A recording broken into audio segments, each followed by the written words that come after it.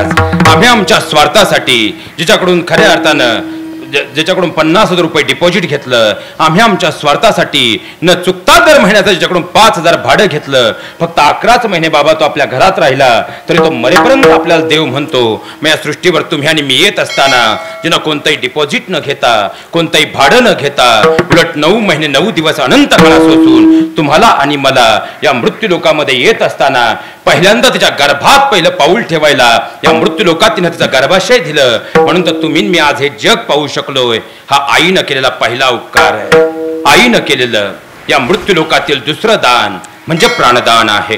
प्रत्येक स्त्रीच्या जीवनाला 3 जन्म असतात. पहिली ती जन्माला आली, दुसरा तिचा विवाह झाला आणि तिसरी ती बाळंत झाली. मराठी व्याकरणशास्त्राप्रमाणे संस्कृत व्याकरणमालेतही संस्कृत व्याकरणशास्त्राचेही 2 उपप्रकार आपल्याला पाहायला मिळतात. एक म्हणजे आभाळ विश्वकोश आणि दुसरा म्हणजे रत्नमाला विश्वकोश. तुम्ही कुठलाही विग्रह करा, बाळंत या शब्दाचा अर्थ होतो बाळ होताना यदा कदाचित जिचा अंतही होऊ शकतो, म्हणजे मृत्यूही ओढावू शकतो. ही प्रक्रिया म्हणजे बाळंत आहे.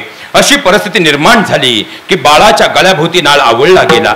आईच्या गर्भातलं पाणी वेगानं कमी होऊ लागलं आणि सर्व तपासणी केल्यानंतर डॉक्टरांनी असा निष्कर्ष काढला की आपण एक तर बाळाला जगू शकतो किंवा बाळाच्या आईला जगू शकतो. डॉक्टरांनी नवऱ्याला विचारलं, दादा, एक तर आम्ही तुमच्या उद्याच्या भविष्याला म्हणजे तुमच्या मुलाला जगू शकतो अथवा तुमच्या धर्मपत्नीला जगवू शकतो, आम्ही काय करावं? नवऱ्यानं क्षणाचाही विलंब न करता सांगितलं, डॉक्टर साहेब, माझी बायको जगली पाहिजे. डॉक्टरांनी सासऱ्यांना विचारलं काय करावं? त्यांनी क्षणाचा विलंब न करता सांगितलं, डॉक्टर साहेब, आमची सुनबाई जगली पाहिजे. तोपर्यंत मुलीचे जन्म देणारे मायबापही दवाखान्यात आले होते. डॉक्टरांनी त्यांना विचारलं आम्ही काय करावं? त्यांनी क्षणाचा विलंब न करता सांगितलं, डॉक्टर साहेब, आमची मुलगी जगली पाहिजे. पण लक्षात ठेवा महाराज, भुलीचे डॉक्टर येईपर्यंत, भुलीचे इंजेक्शन देईपर्यंत आणि कळ घेणारी ती माऊली वेदनेनं बेशुद्ध होईपर्यंत डॉक्टरांना मात्र एकच सांगत राहते, डॉक्टर साहेब, माझं काहीही होऊ द्या बरं, माझं काहीही होऊ द्या बरं, पण माझं लेकरू जगलं पाहिजे. या जगात फक्त एक आईच करू शकते, फक्त एक आईच करू शकते. अहो, याही पुढे जाऊन सांगतो, महिला मंडळ बाळ जन्माला येईपर्यंत 9 महिने 9 दिवसांचा कालखंड जातो.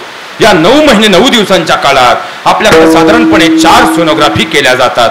पण या 4 सोनोग्राफींमध्ये 7व्या महिन्याच्या अगोदर आम्ही रोज जरी सोनोग्राफी केली तरी बाळाच्या हृदयाचे ठोके हे 7व्या महिन्याच्या अगोदरच्या कोणत्याही सोनोग्राफी सम्यकपणे मोजता येत नाहीत. मग खऱ्या अर्थानं बाळाच्या हृदयाचे ठोके हे 7व्या महिन्याच्या सोनोग्राफीतच मोजले जातात आणि त्यानंतर डॉक्टर असं सांगतात, काळजी करायचं कुठलंही कारण नाही, बाळाच्या हृदयाचे ठोके अत्यंत व्यवस्थित आहे.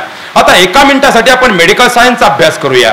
मेडिकल सायन्स आपल्याला असं सांगतं की तुम्ही मी जो श्वास घेतो, हा घेतलेला श्वास आपल्या फुफ्फुसापर्यंत पोहोचतो, त्यानंतर हृदयात त्याचं पंपिंग होतं आणि त्यानंतर हृदयाचा ठोका पडतो. म्हणजे मेडिकल सायन्स आधारे श्वास घेतल्याशिवाय हृदयाचा ठोका पडू शकत नाही. मग बाळ ताईच्या गर्भात आहे, प्रश्न निर्माण होतो, बाळ श्वास घेतं कसं? उद्या जाऊन तुम्ही कोणत्याही डॉक्टरांना विचारा, डॉक्टर तुम्हाला सांगतील बाळ कुठलाही श्वास घेत नाही. आई जो श्वास घेते त्यातला अर्धा श्वास 9 महिने 9 दिवस ती आपल्या बाळाला अर्पण करत असते. आणि पुरुष मंडळी, मला जाणीवपूर्वक तुम्हाला यासाठी हे सांगायचं होतं की तोच अर्धा श्वास जर तुमच्यावर आणि माझ्यावर घेण्याची वेळ आली तर मेडिकल सायन्स आधारित पुढच्या 13 तासाच्या आत आपल्याला व्हेंटिलेटर म्हणजे कृत्रिम श्वासात जोडावा लागतो. ती माऊली मात्र 9 महिने 9 दिवस आपला अर्धा श्वास आपल्या बाळाला अर्पण करत असते. अहो, याही पुढे जाऊन सांगतो, महिला मंडळ बाळ जन्माला आलं की बाळ पहिल्यांदा रडतं. चूक की बरोबर? बाळ जर नाहीच रडलं तर डॉक्टर चिमटा घेऊन का होईना ते बाळ रडवतात. पण जोपर्यंत बाळ रडत नाही तोपर्यंत आईशी असणारा बाळाचा नाळ कापला जात नाही. आणि बाळ कितीही गुटगुटीत असू द्या, बाळ कितीही सुदृढ असू द्या, पण जर बाळ रडण्याच्या अगोदर आईशी असणारा बाळाचा नाळ कापला तर मेडिकल सायन्स आधारे पुढच्या काही मिनिटांमध्ये बाळ गतप्राण होतं, जागेवर प्राण सोडतं, म्हणजे मरतं. याचं कारण असं आहे, बाळ आईच्या गर्भात असताना त्याच्या डाव्या बाजूचे जे फुफ्फुस आहे हे गर्भात चालू असतं आणि उजव्या बाजूचे जे फुफ्फुस आहे हे गर्भात असताना पूर्णतः बंद म्हणजे कोरकट्ट असतं. बाळ ज्यावेळी गर्भाच्या बाहेर येतं बाळ पहिल्यांदा रडतं त्यावेळेस ते पहिला श्वास घेतं आणि घेतलेला पहिला श्वास त्याच्या उजव्या फुफ्फुसापर्यंत पोचला जातो. मग उजव्या फुफ्फुसाची झडप उघडते. मग डॉक्टर त्याला आपल्या हातावर पालथं घेतात, दोन्ही फुफ्फुस सुरू झाल्याची खात्री आधी करतात आणि त्यानंतरच आईशी असणारा बाळाचा नाक कापतात आणि मग मृत्यूलोकात बाळाला जीवदान मिळतं. हे आईने या मृत्यूलोकात केलेलं दुसरं दान म्हणजे प्राणदान आहे. आईनं केलेलं या मृत्यूलोकातील तिसरं दान म्हणजे रक्तदान आहे. एखादा म्हणेल महाराज रक्तदान काय मोठी गोष्ट आहे, 2-2.5 रुपयाला रक्ताची बाटली मिळते. पण लक्षात ठेवा महाराज, तुम्ही कुणालाही रक्त द्या, पण रक्तदान देऊन जर तुम्ही एखाद्याला जगवणार असाल ना, तर पहिल्यांदा तुम्ही ज्याला रक्तदान करणार आहात त्याच्याबरोबर पहिल्यांदा तुमचा ब्लड ग्रुप मॅच व्हावा लागतो.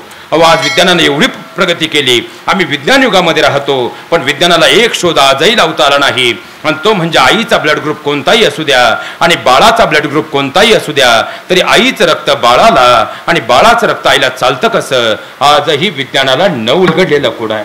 तुम्ही कुणालाही रक्त द्या, पण रक्तदान देऊन जर समोरच्याला जगवायचं असेल तर दुसरी गोष्ट, ज्याला आपण रक्तदान करणार आहोत ना, त्याच्या शरीरामध्ये एक तरी अगोदरचा रक्ताचा थेंब असावा लागतो, तरच तुमचं रक्त तुम्ही त्याला ट्रान्सप्लांट म्हणजे परावर्तित करू शकता. पण लक्षात ठेवा, तुमच्या माझ्या शरीरातला पहिला रक्ताचा थेंब हा आपल्या आईने निर्माण केलाय. हे आईने या मृत्यूलोकात केलेलं तिसरं दान म्हणजे रक्तदान आहे. आईनं केलेलं या मृत्यूलोकातील चौथं दान म्हणजे अस्थिदान आहे. 2 भावांमध्ये प्रॉपर्टीवरून वाद झाले तर आम्ही हाडांच्या बळावर बोलतो, पाहून घेईल. 2 मित्रांमध्ये कॉलेजमध्ये वाद झाले, आम्ही हाडांच्या बळावर बोलतो, पाहून घेईल. पण खऱ्या अर्थानं ज्या हाडांच्या बळावर तुम्ही मी बोलतोय ना, ही तुमच्या माझ्या शरीरातली हाडं आपल्या आईनं स्वतःच्या रक्ताचं पाणी करून तुमच्या माझ्या शरीरात निर्माण केली. आईनं फक्त हाडं नाही दिली हो, ती मजबूत होण्यासाठी तिनं दुधावाटे कॅल्शियम सुद्धा दिलं. विचार करा, आम्ही 80 वर्षाचे झालो तरी केस सुंदर दिसावेत म्हणून केस काळे करण्यासाठी डायचा वापर करतो. महिला मंडळ आम्ही जन्मल्यापासून मृत्यूपर्यंत बारकाईने हिशोब केला तर साधारणपणे 3 ते 3.5 टन पावडर चेहरा सुंदर दिसावा म्हणून चेहऱ्यासाठी वापरतो. पण शेवटचा दिवस येतो, स्मशानभूमीत अग्निडाग दिला जातो आणि दुसऱ्या दिवशी सकाळी आपण स्मशानभूमीत जेव्हा अस्थी आणायला जातो तेव्हा काळे केलेले केस राहत नाहीत, सजवलेला चेहरा राहतात त्या फक्त अस्थी म्हणजे हाडं, कारण ते आमच्या आईनं आम्हाला दिलीत. अहो, लोखंड मातीत टाका, गंजून त्याची 2 वर्षात माती होईल. पण आजही लाखो नाही तर करोडो वर्षापूर्वीचे मानवी हाडांचे अवशेष आजही उत्खनन करताना जसेच्या तसे सापडतात, कारण ही माती सुद्धा मातेनं दिलेल्या हाडांची माती करू शकत नाही. मातृत्वाचा चौथा उपकार आहे. आणि आईनं केलेलं या मृत्यूलोकातील शेवटचं 5वं दान. पण हे दान सांगण्यापूर्वी ज्या व्यासपीठावर उभा आहे त्या व्यासपीठाची मर्यादा मला ठाऊक आहे. म्हणून पहिल्यांदा इथं बसलेल्या प्रत्येक आईच्या चरणावरती सर्वप्रथम मुलगा आहे ना त्याने दंडवत अर्पित करतो आणि माझ्या शब्द विषयाला न्याय द्यायचा आहे म्हणून या व्यासपीठावर हा शब्द उच्चारतो. आईनं केलेलं 5वं दान म्हणजे लज्जादान आहे. जी तिची लज्जा तिनं जन्म त्या वडिलांसमोर कधी उघडी होऊ दिली नाही, जी तिची लज्जा तिनं सख्या भावासमोर कधी उघडी होऊ दिली नाही. पण लेकराला जर भूक लागली ना तर आई काळ पाहत नाही, आई वेळ पाहत नाही, आई जागा पाहत नाही, पहिल्यांदा पाहणं आपल्या लेकराच्या तोंडात देते, कारण त्या लेकराची भूक त्या माऊलीसाठी सर्वस्व असतं. आईनं केलेल्या मृत्यूलोकातील हे 5वं दान म्हणजे लज्जादान आहे. अरे साक्षात भगवान परमात्मा ही करू शकत नाही असे 5 उपकार या मृत्यूलोकात आपल्या आईनं आपल्यावर केलेत. म्हणून तर संत परंपरेनेही आणि भगवान परमात्म्यानेही या मृत्यूलोकात स्वतःपेक्षा श्रेष्ठ दर्जा खऱ्या अर्थानं आपल्या मातेला बहाल केलाय. म्हणून तर धन्य माता पिता तयाची प्रथम क्रमांक मातेचा आहे विठ्ठल.